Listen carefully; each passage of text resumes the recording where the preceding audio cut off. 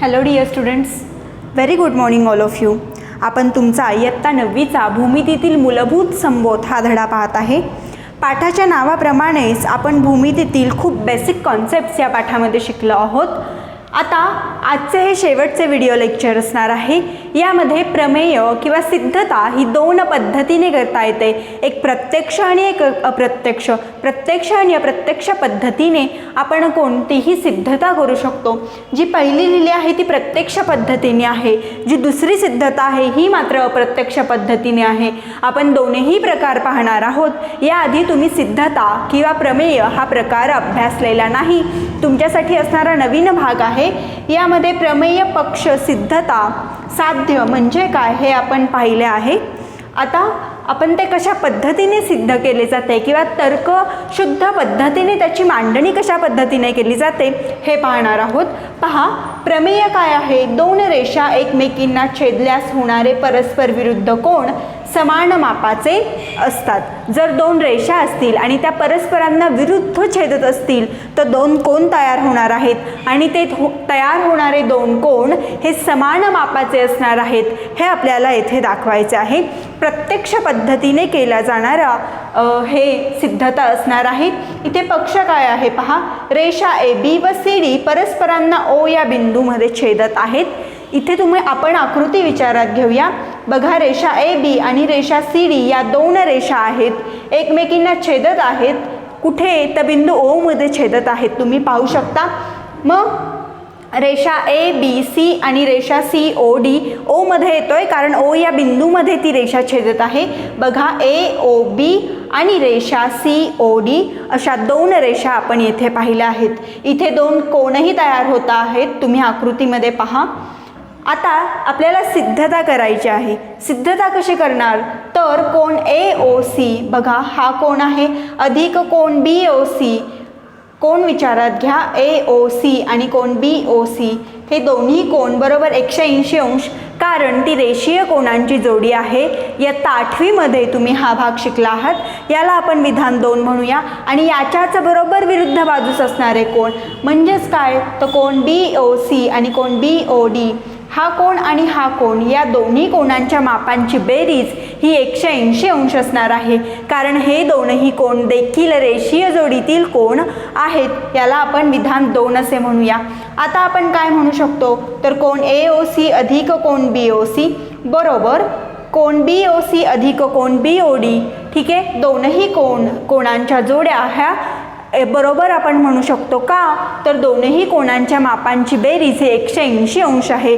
दोनही कोन हे रेषीय जोडीतील कोन आहेत. मग विधान 1 व 2 वरून आपण कोन AOC अधिक कोन BOC बरोबर आहे कोन BOC अधिक BODच्या असे आपण म्हणालो.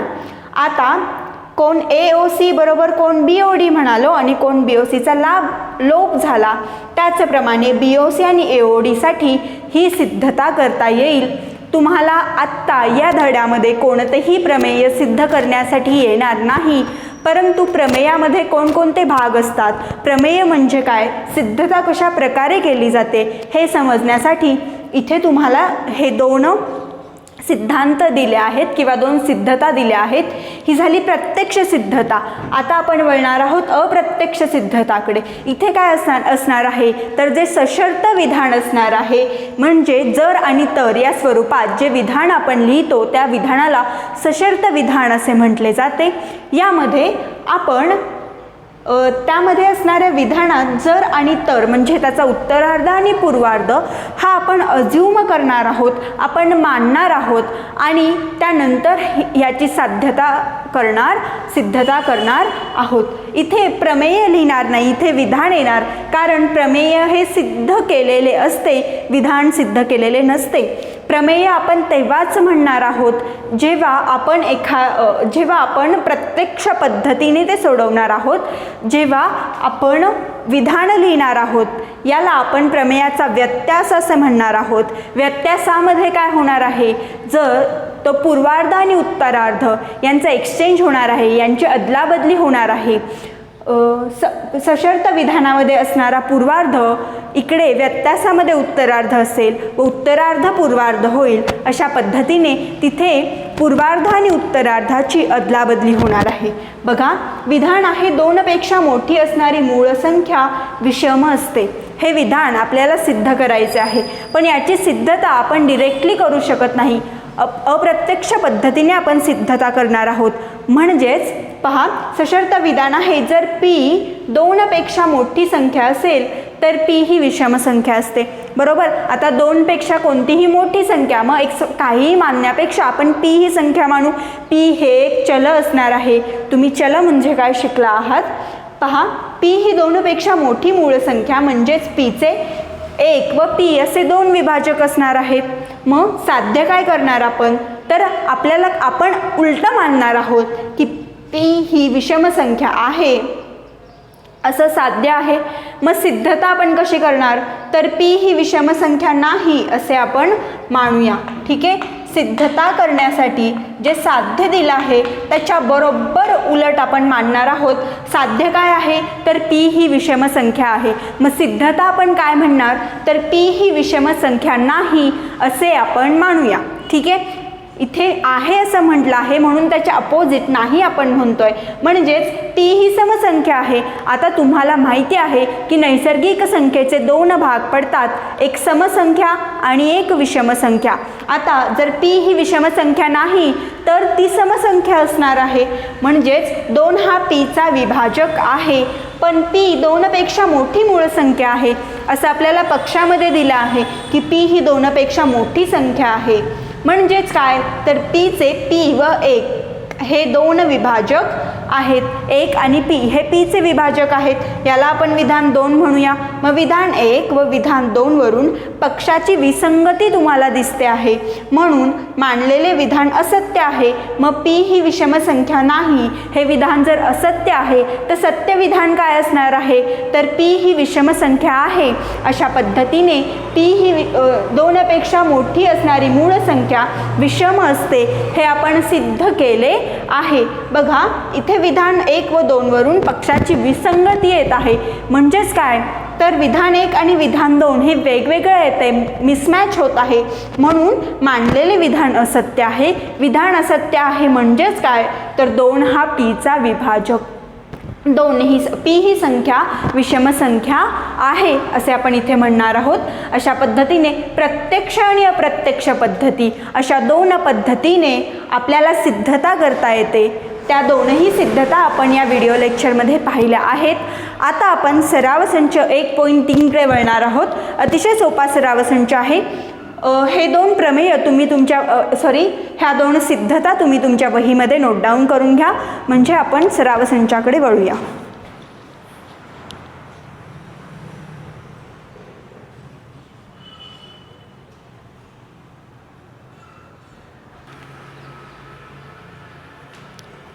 पहा, सराव संच 1.3 आहे.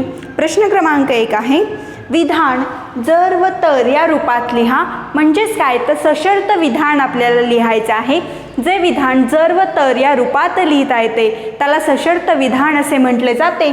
इथे तुम्हाला प्रश्न दिला आहे, विधाने जर व तर या रूपात लिहा.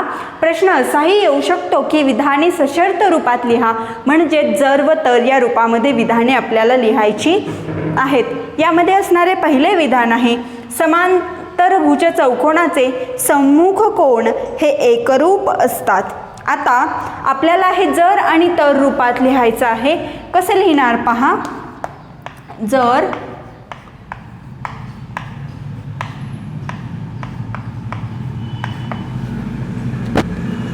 समांतरभुज चौकोन, जर असं म्हणूया, जर एखादा चौकोन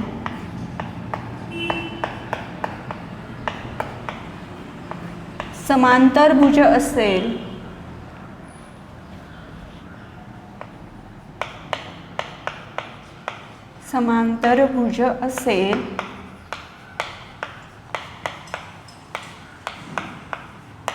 तर त्याचे सम्मुख कोन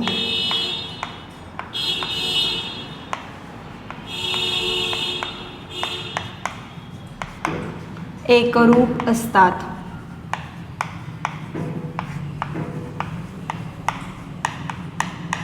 बघा, आपल्याला सशर्त विधान बनवायचे आहे, म्हणजे जर आणि तर वापरायचे आहे. विधानाचा अर्थ बदलता कामा नये. समांतरभुज चौकोनाचे सम्मुख कोण एकरूप असतात हे विधान आहे. यामध्ये आपल्याला जर आणि तर वापरून लिहायचे आहे. कसं लिहिणार पहा. जर एखादा चौकोन समांतरभुज असेल तर त्याचे सम्मुख कोण एकरूप असतात. ठीक आहे, हे झालं पहिल्या उदाहरणासाठी. दुसरे उदाहरण आहे आयताचे कर्ण एकरूप असतात. इथे जर तर कसे वापरणार, तर पूर्वार्ध काय असेल की आयत. ठीक आहे, आणि कर्ण उत्तरार्ध असेल, कर्ण एकरूप असतात.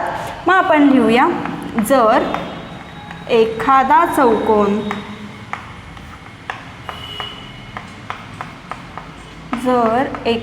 चौकोन आयत असेल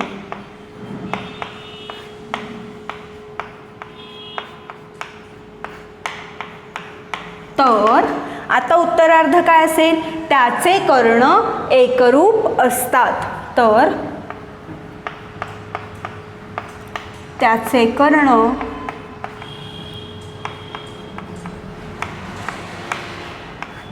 एकरूप असतात.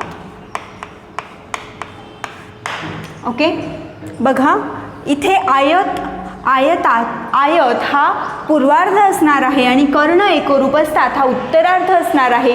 पूर्वार्धामध्ये आपण जर लावणार आहे आणि उत्तरार्धामध्ये तर लावणार आहे.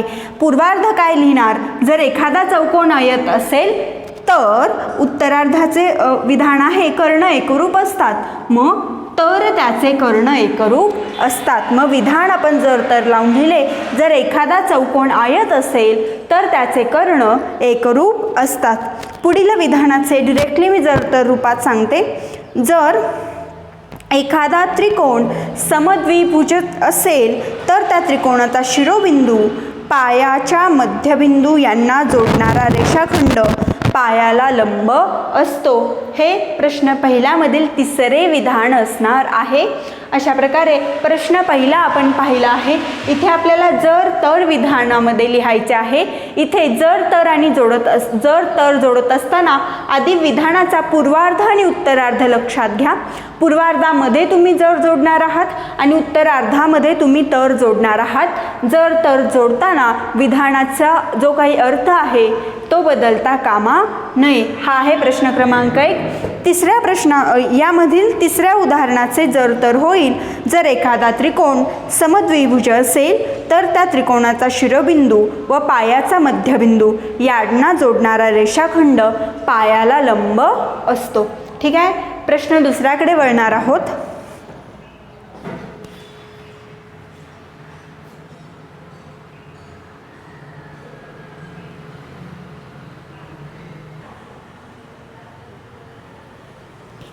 पहा, प्रश्न दुसरा आहे दिलेल्या विधानाचे व्यत्यास लिहा. इथे आपल्याला व्यत्यास लिहायचे आहेत. जेव्हा आपल्याला व्यत्यास लिहायचे आहेत तेव्हा आपल्याला काय करायचे आहे, जर जो पूर्वांग असणार आहे आणि उत्तरांग असणार आहे त्याची अदलाबदली आपण करणार आहोत आणि आपण व्यत्यास लिहिणार आहोत. आपण याआधीही अशा प्रकारचे उदाहरण पाहिले आहे.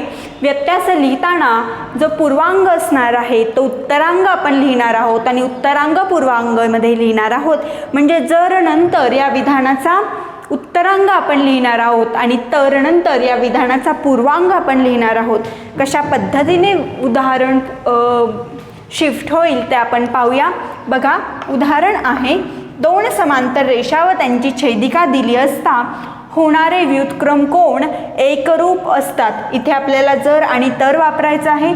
आधी जर लिहून घेऊया. जर नंतर आपण या विधानाचा उत्तरांग लिहिणार आहोत. तो काय आहे, तर रेषा व त्यांची छेदिका दिली असता होणारे कोण व्युत्क्रम कोण एकरूप असतील.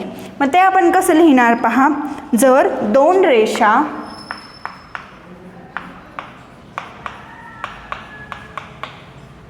व त्यांची छेदिका दिली असता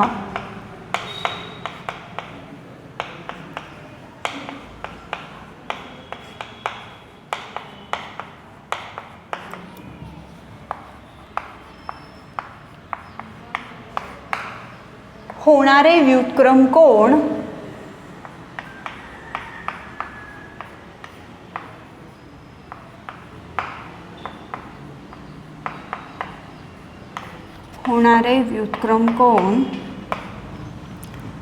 एकरूप असतील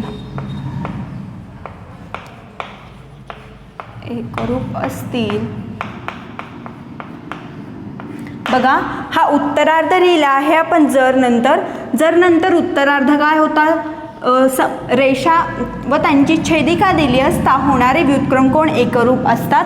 आपण जर वापरून हे वाक्य इथे लिहिले आहे. अर्थ बदलायचा नाही आहे, जर आणि तर वापरायचा आहे. उत्तरार्धाच्या जागेवर पूर्वार्ध येईल आणि पूर्वार्धाच्या जागेवर उत्तरार्ध येईल. जर नंतर उत्तरार्ध लिहिला, दोन रेषा व त्यांची छेदिका दिली असता होणारे व्युत्क्रम कोण एकरूप असतील. आता आपण तर लिहिणार आहोत. तर नंतर हा पूर्वार्ध लिहिणार आहेत. काय लिहिणार आहोत, तर त्या दोन रेषा काय सांगितलं आहे, समांतर असतील. तर त्या दोन रेषा समांतर असतात. ठीक आहे. पहा आपण कशा प्रकारे व्यत्यास लिहिला आहे. जर दोन रेषा व त्यांची छेदिका दिली असता होणारे व्युत्क्रम कोण एकरूप असतील. हा पूर्वार्ध झाला, जो की आपण उत्तरार्ध पूर्वार्धाच्या जागेवर लिहिला आहे. तर आता इथे असणारा पूर्वार्ध आपण उत्तरार्धाच्या जागेवर लिहिला. त्या इथे लिहू शकता, दोन रेषा समांतर असतात. ठीक आहे. अशा पद्धतीने आपण या विधानाचा व्यत्यास लिहिला आहे.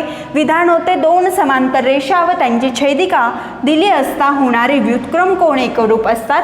आपण याचा व्यत्यास कसा लिहिला, जर दोन रेषा व त्यांची छेदिका दिली असता होणारे व्युत्क्रम कोण एकरूप असतील तर त्या दोन रेषा एकरूप असतात. ठीक आहे. त्या दोन रेषा समांतर असतात. हा आहे प्रश्न क्रमांक 2 मधील पहिला उपप्रश्न. दुसरा उपप्रश्न आपण पाहणार आहोत. दोन रेषांना एका छेदिकेने छेदल्यावर होणाऱ्या अंतरकोनांची एक जोडी पूरक असेल तर त्या रेषा समांतर असतात. आता याचा देखील व्यत्यास आपल्याला लिहायचा आहे. ठीक आहे. आता यामध्ये असणारा पूर्वार्ध आणि उत्तरार्ध आधी समजून घेऊया. दोन रेषांना एका छेदिकेने छेदल्यावर होणाऱ्या अंतरकोनांची एक जोडी पूरक असेल, हा पूर्वार्ध आहे. तर त्या रेषा समांतर असतात. आता आपण कसं लिहिणार आहे पहा. जर लिहूया. जर नंतर आपण याचा उत्तरार्ध पूर्वार्ध म्हणून लिहिणार आहे. उत्तरार्ध काय आहे, तर त्या रेषा समांतर असतात. मग आपण काय म्हणणार, जर दोन रेषा समांतर असतील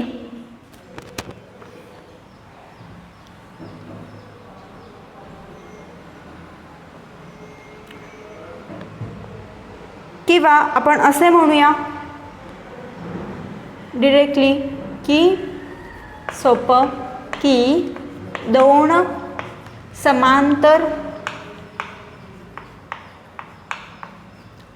समांतर रेषांना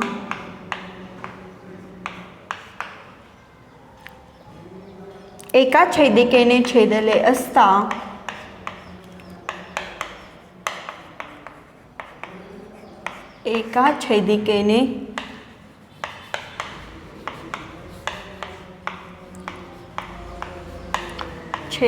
असता होणारे व्युत्क्रम कोण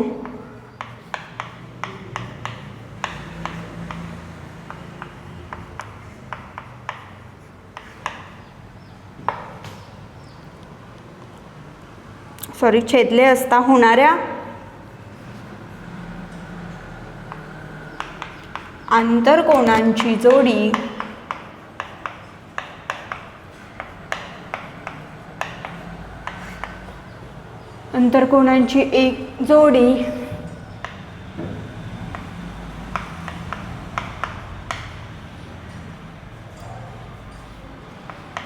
एक जोडी पूरक असते.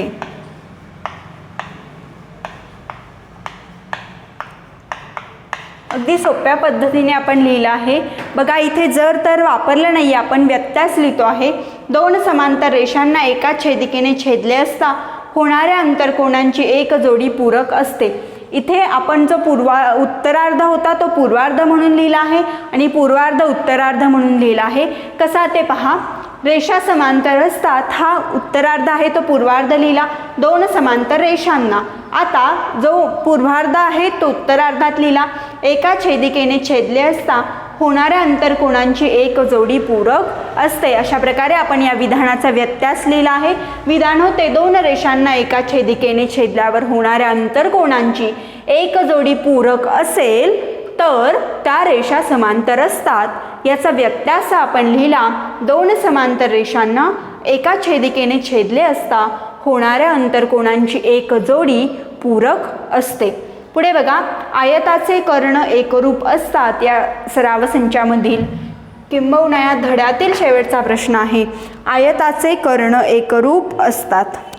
आता हे आपण कसं लिहिणार, तर एकरूप असतात हे आपण आधी पूर्वार्धात लिहिणार आहोत आणि कर्ण एकरूप असतात हे आपण पूर्वार्धात लिहिणार आहोत आणि तो आयत असेल हे नंतर लिहिणार आहोत, उत्तरार्धात लिहिणार आहोत.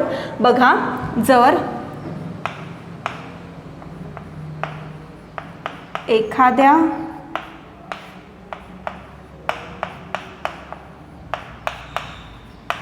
चौकोनाचे कर्ण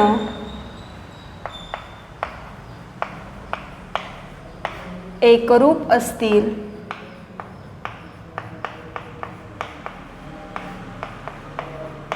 तर तो चौकोन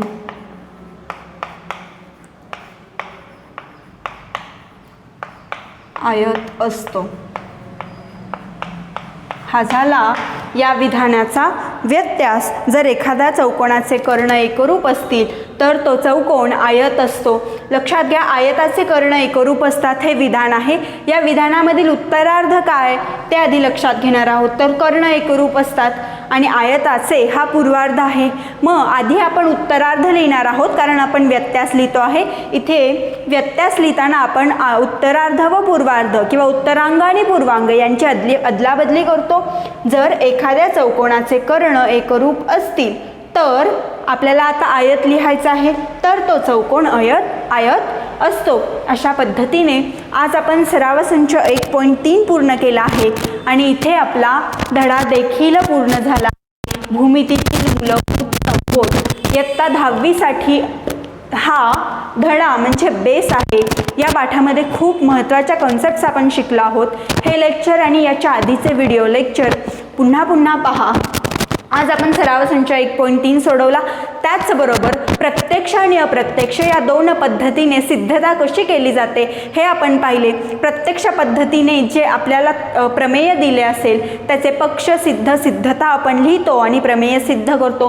परंतु जेव्हा आपण अप्रत्यक्ष पद्धतीने सिद्धता करणार आहे तेव्हा आपल्याला जे पक्ष दिले असेल ते पक्षाच्या उलट आपण मानतो. इथे आपल्याला दिलं होतं की पी ही विषम संख्या आहे. आपण काय मानलं सिद्धतामध्ये, तर पी ही विषम संख्या नाही. मग जेव्हा विसंगती आली, मग विसंगती येत आहे म्हणून आपण काय म्हणणार की हे विधान असत्य आहे. पी ही विषम संख्या नाही हे विधान असत्य आहे. म्हणजेच काय, तर पी ही समसंख्या आहे. आणि अशा प्रकारे आपण त्या दोनही विधानांची सिद्धता केली आहे. तेव्हा आज होमवर्कमध्ये तुम्ही सराव संच 1.3 सोडवणारच आहात. 2च प्रश्न आहेत. त्याचसोबत जे 2 आपण सिद्धता पाहिल्या आहेत त्या सिद्धता देखील तुम्ही लिहिणार आहात. इथे तुमचा धडा संपला आहे. थँक्यू.